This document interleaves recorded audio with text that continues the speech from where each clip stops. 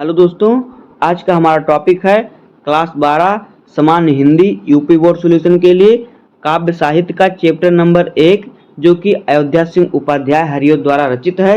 यह है पवन दूत का।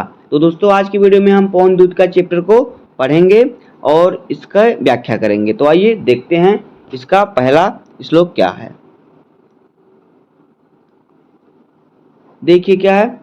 बैठी खिन्ना एक दिवस वह गेह में थी अकेली, आके आंसू दृग युगल में थे धरा को भिगोते, आई धीरे इस सदन में पुष्प संदिग्ध को ले, प्राता वाली सुकोन इसी काल वातायनों से। देखिए क्या है कि बैठी खिन्ना एक दिवस वह गेह में थी अकेली। क्या है कि बैठी खिन्ना एक दिवस वह गेह में थी अकेली, यानी कि हरिओ जी कहते हैं कि एक दिन राधा जी अपने घर में अकेली उदास बैठी थी, आके आंसू दृग युगल में थे धरा को भिगोते, और उनके दोनों आंखों से बहते हुए आंसू धरती पर गिरकर उसे भिगो रहे थे या फिर गीला कर रहे थे।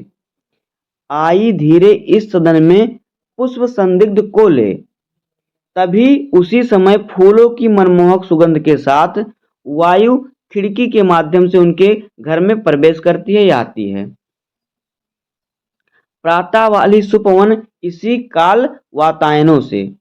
ऐसा मनमोहक और अत्यंत स्वच्छ वायु उनकी यादों को ताजा करने लगी, जो पल उन्होंने श्री कृष्ण के साथ बिताए थे, जिससे उनको और अधिक कष्ट होने लगा या कष्ट बढ़ने लगा। तो यह हमारा पहले श्लोक की व्याख्या थी। अब हम देखते हैं दूसरा श्लोक क्या है। देखिए अगला श्लोक।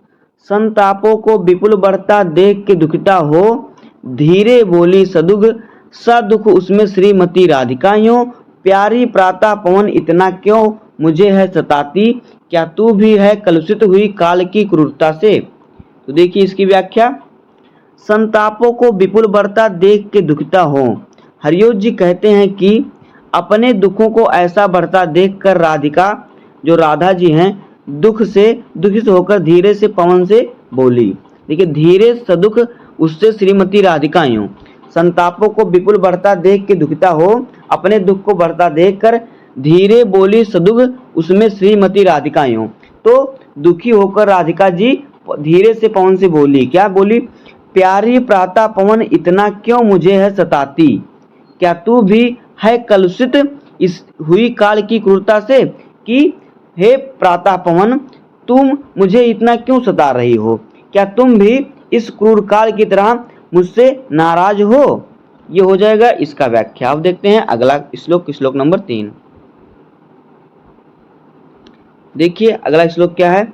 मेरे प्यारे नव जलद से कंज से नेत्र वाले, जाके आए न मधुवन से और न भेजा संदेशा, मैं रो रो के प्रिय विरह से बावली हो रही हूँ, जाके मेरी सब दुख कथा श्याम को तू सुना दे। तो देखिए इसकी व्याख्या करते हैं। मेरे प्यारे नव जलद से कंज के नेत्र वाले।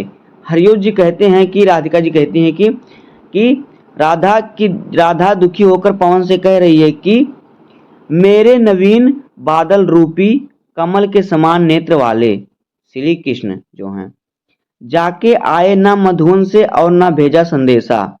श्री कृष्ण न तो मथुरा से लौट कर आए और न ही कोई संदेशा भेजा। मैं रो रो के प्रिय विरह में से बावली हो रही हूँ। तो मैं उनके विरह में अग्नि में जल रही हूँ, मतलब रो रो के बावली हो रही, और उनकी यादों में रो रो कर बावली यानी पागल हो रही हूँ। जाके मेरी सब दुख कथा श्याम को तू सुना दे।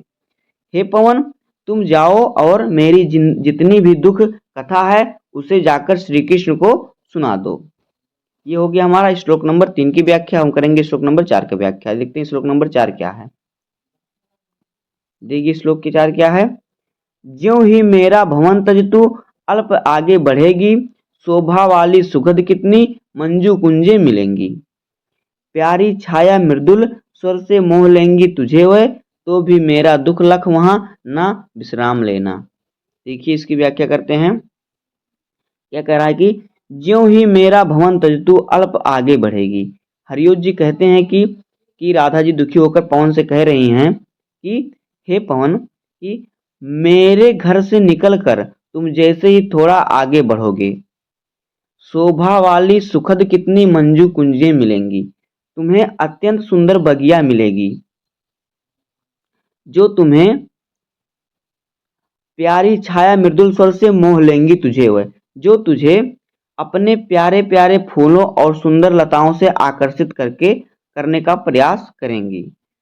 तो भी मेरा दुख लख वहां न विश्राम लेना, लेकिन तुम उसके मुंह में पड़कर वहां मत रुकना और मेरे दुखों को याद कर कर विश्राम किए बगैर वहां से निरंतर आगे बढ़ते रहना। ये हो जाएगा श्लोक नंबर 4 की व्याख्या। अब हम करेंगे श्लोक नंबर 5 की व्याख्या। देखिए श्लोक नंबर 5। थोड़ा आगे सरस रव का धाम तत्पुष्वाला, अच्छे अच्छे बहुद्रुम लतावान सौंदर्यशाली, प्यारा वृंदा विपिन मन को मुग्धधारी मिलेगा, आना जाना इस विपिन से मुम्मा मान मिलेगा, ब्रह्मा मान मिलेगा। तो देखिए यह है, इसकी व्याख्या करते हैं। थोड़ा आगे सरस रव का धाम सतपुष्प वाला।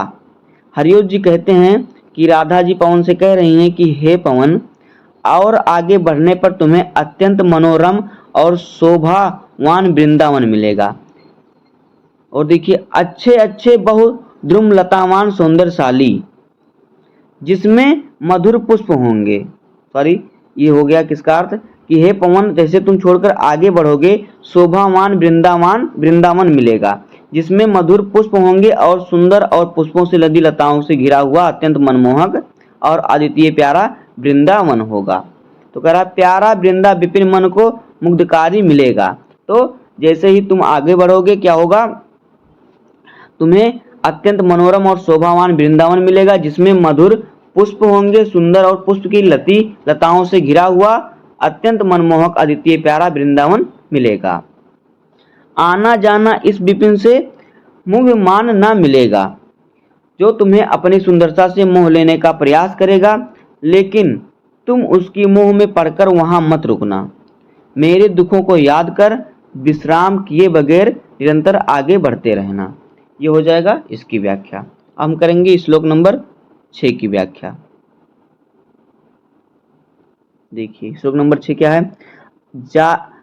जाते जाते अगर पथ में क्लांत कोई दिखावे, तो जाके सत्रिकट उसकी क्लांतियों को मिटाना, धीरे धीरे परस करके गात उत्पात खोना, संदग्धों से शर्मित जन को हर्षित सा बनाना।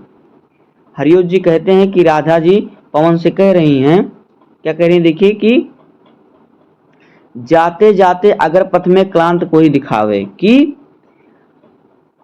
कि अगर राह में चलते चलते तुम्हें कोई थका व्यक्ति दिखे, अगर राह में चलते चलते तुम्हें कोई थका व्यक्ति दिखे, तो जाके सत्रिकट उसकी क्लांतियों को मिटाना, तो तुम उसके पास जाकर उसकी थकान को मिटा देना। धीरे धीरे परस करके गात उत्पात खोना, और धीरे धीरे उसके शरीर को स्पर्श करके उसकी गर्मी को समाप्त कर देना। संदिग्ध से शर्मित जन को हर्षितों सा बनाना, और अपनी सुगंध हवा से उसे प्रसन्न और आनंदित कर देना। किसको? श्रमिक को। अगला प्रश्न, अगला देखिए, अगला जो हमारा श्लोक है, श्लोक नंबर 7। देखिए, लज्जाशील पथिक महिला जो कहीं दृष्टि आए, होने देना विकृत वसना न तू सुंदरी को, जो थोड़ी भी भ्रमित वह हो गोद से शांति खोना, होठों की ओ कमल दुख की मलानलाएं मिटाना। तो देखिए इसकी व्याख्या। हरिओ जी कहते हैं कि राधा जी पवन से कह रही हैं कि, क्या कह रही हैं कि लज्जाशील पथिक महिला जो कहीं दृष्टि आवे, कि हे पवन, रास्ते में तुम्हें कोई लज्जाशील महिला और नई नवेली दुल्हन दिखे, तो होने देना विकृत वसना तो तू ना सुंदर नारी को, तो तुम उसके वस्त्रों को उड़ा मत देना, उसको वस्त्रों को उड़ा मत देना। जो थोड़ी भी भ्रमित वह गोद ले श्रांति खोना, यदि वह थकी हो तो तुम उसे अपनी गोद में लेकर उसकी सारी थकान को मिटा देना। होठों की ओ कोमल दुख की मलानाएं मिटाना, उसके होठों और कमल रूपी मुख की सभी मलिनताओं को मिटा देना। अगला श्लोक देखिए, श्लोक नंबर 8। देखिए क्या है। कोई क्लांता कृषक ललना खेत में जो दिखावे, धीरे धीरे परस उसकी क्लांतियों को मिटाना। जाता कोई जल्द यदि हो व्योम में तो उसे ला, छाया द्वारा सुखित करना तप्त भूतांगना को। तो देखिए इसकी व्याख्या क्या है। देखिए, कोई क्लांता कृषक ललना खेत में जो दिखावे। हरियों जी कहते हैं कि राधा जी पवन से कह रही हैं कि हे पवन, यदि तुम्हें किसी किसान की बेटी दिखे तो धीरे धीरे उसके सारी थकान को मिटा देना। किसान का बेटा यानी ललना का अर्थ होता है बेटा। धीरे धीरे परस उसकी क्लांतियों को मिटाना, तो उसकी थकान को धीरे धीरे क्या करना, मिटा देना। जाता कोई जलद यदि हो व्योम में तो उसे ला। अगर आकाश में बादल का टुकड़ा जा रहा हो तो उससे उस बच्चे के या बच्चे के ऊपर क्या करना, छाया कर देना। छाया द्वारा सुखित करना तत् भूतांगना को, तो उसे उस बच्चे के ऊपर छाया करके उसे प्रसन्न कर देना, जिससे उसकी थकान और कष्ट दूर हो सके। तो इस प्रकार से इसकी व्याख्या हो जाएगी पवन दूत की। उम्मीद है कि आपको वीडियो पसंद आया होगा। अगर आपको वीडियो पसंद आया हो तो वीडियो को लाइक कर दीजिएगा, चैनल पर नए हैं तो सब्सक्राइब कर दीजिए। मिलते हैं किसी नेक्स्ट वीडियो में, तब तक के लिए धन्यवाद। जय हिंद।